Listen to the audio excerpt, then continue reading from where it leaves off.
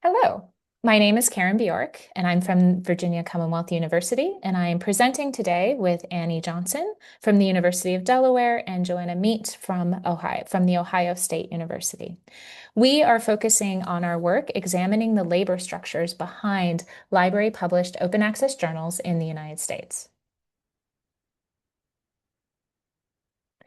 University libraries in the United States have become increasingly central to open access journal publishing. Many libraries now host or publish journals as part of a broader commitment to open scholarship, public access, and scholarly communication infrastructure. We know journals depend on substantial editorial, technical, and administrative work, but who is actually doing this work? How much time does this work require? And perhaps most importantly, is this labor formally recognized or compensated in meaningful ways? So our project builds on research by Jessica Lang and Sarah Severson, who studied labor practices in Canadian non-commercial scholarly journals. Their 2022 article, Work It, looking at labor and compensation in Canadian non-commercial scholarly journals, provided important insights into editorial labor, time commitments, and compensation structures. However, their study explicitly excluded journals published or hosted by U.S. academic libraries. To help address that gap, we received permission to mirror Lang and Severson's approach in a U.S. context.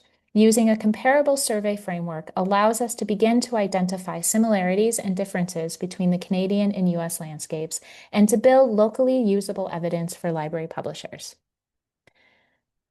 This work matters because without a clear understanding of labor, there is a risk of overextending staff and relying heavily on uncompensated or unevenly distributed work.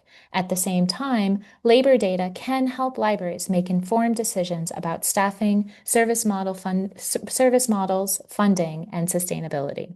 Ultimately, our project asks a central question for library publishers. What labor does your program rely on, and is that labor sustainable? Thanks, Karen. So, as the title of our presentation makes clear, our survey specifically targeted editors of open access scholarly journals published in the US by US-based member organizations of the Library Publishing Coalition. There is no comprehensive existing list of all of these journals, so we attempted to create our own. We visited each LPC member's publishing website to locate relevant journals. We excluded journals that had not published an issue in the past 2 years, as well as all student journals. We then looked for the appropriate editorial contact. In some cases, specific individuals were named, while in other cases, the only contact we could find was a generic journal email address. In the end, we came up with a list of over 350 journals published by 49 library publishers. The top publishing institutions represented included the California Digital Library, the University of Kansas, the University of Michigan, and the University of Pittsburgh. Overall, the publishers on our list represent a little more than half of the current LPC membership. Our survey questions largely mirrored Lang and Severson, with some adjustments based on their suggestions and our own preferences. For example, we chose to specifically focus on open access journals as opposed to non-commercial journals. We also asked about whether the editors were tenured, tenure track, or non-tenured in order to get a better understanding of the precarity of this work. The majority of our questions focused on editorial roles and responsibilities, time investment, compensation structures, and institutional support. We kept free text comments to a minimum in order to shorten the length of the survey and increase the total number of responses. Once the survey was completed and IRB approval was secured, we emailed the list of journal contacts we had gathered. The survey was open for 3 weeks, and we asked for only one person per journal to fill it out. We ultimately received 95 responses and are currently working our way through the data analysis. Thanks, Annie. We asked survey respondents to indicate the positions they have on their staff. Unsurprisingly, the most common position reported is editor-in-chief. That was followed by advisory or editorial board members, copy editor, section editor/associate editor, and managing editor.